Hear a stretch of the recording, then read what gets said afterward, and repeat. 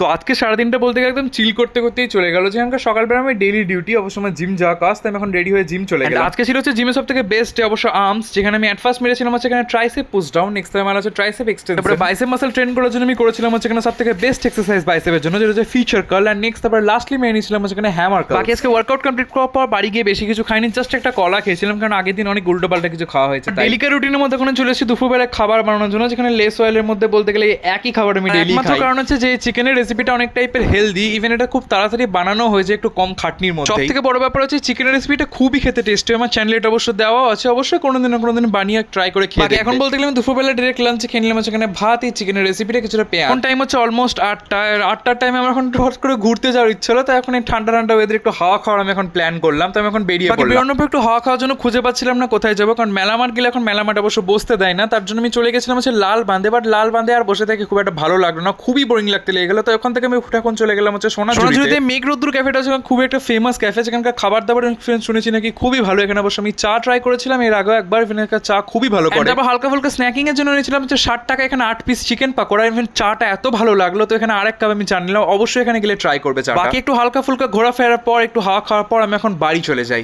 বাকি আজকের ভিডিও ছিল এতটাই, আবার দেখা হবে কালকে একটা নিউ ভিডিওর সঙ্গে। বাই।